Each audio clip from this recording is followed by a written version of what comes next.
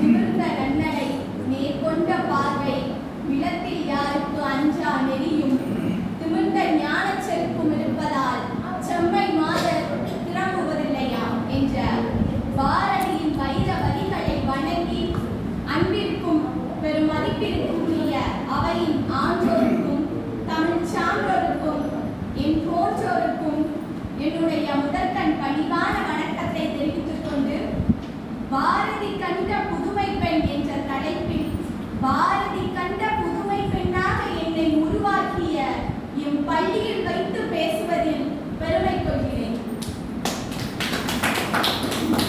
ஆதி காலத்தில் ஆண் பெண் என்ற இரு சமுதாயம் படைக்கப்பட்ட போது ஆணினுடைய அத்துணை தேவைகளுக்காகத்தான் பெண் படைக்கப்பட்டார் என்று பிரபஞ்சம் ஒரு பொது விதியை எழுதியது. ஆனால் அப்படியெல்லாம் ஒன்றுமல்ல. ஆணுக்கு நிகர் பெண் என்று ஒரு ஆண் வர்க்கத்திலிருந்து கூறும் அளவிற்கு திராணி கொண்ட ஒரே கவிஞர், ஒரே தலைவர் நம்முடைய மகாகவி பாரதியார். பெண் என்பவள் யார்? பெண் குறித்து பெண்ணுக்கு ஒரு புரிதல் வேண்டும். பொதுவாக நம்முடைய சமுதாயத்தில் உள்ள குடும்பங்கள் பெண்ணை ஒரு மலர் போன்றவள், கடல் போன்றவள், கடல் அலை போன்றவள், தென்றல் போன்றவள், மேகம் போன்றவள், இப்படி ஒரு குறிப்பிட்ட வட்டாரத்திற்குள் சுருக்கி வைத்துவிட்டது. ஆனால் இன்றைக்கு பாரதி கண்ட புதுமை பெண்ணாக, சிங்க பெண்களாக பெண்கள் அனைத்து துறைகளிலும் முன்னேறி சாதனை படைத்து வருகின்றன என்பதை நினைத்து பெருமை கொள்ள வேண்டும்.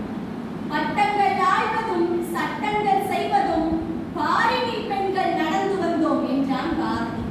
பெண்கள் இல்லாத துறைகளே இல்லை என்று கூறலாம்.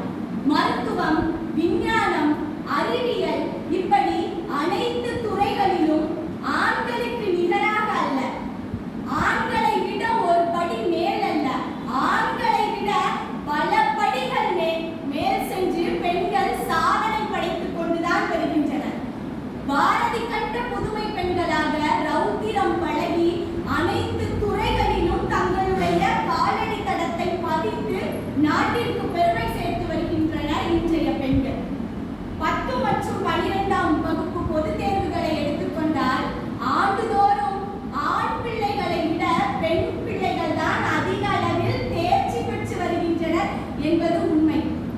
பயந்து பயந்து பயந்து பணிந்து சென்ற காலமெல்லாம் சென்று இன்றைக்கு பெண்கள் துணிவோடு சிங்க பெண்களாக அனைத்து துறைகளிலும் முன்னேறி கொண்டே வந்தாலும், இருப்பினும் இந்த சமுதாயத்தில் உள்ள ஏதோ ஒரு குடும்பத்தில் பெண் தன்னை அடிமையாக நினைத்துக் கொண்டுதான் இருக்கிறார்.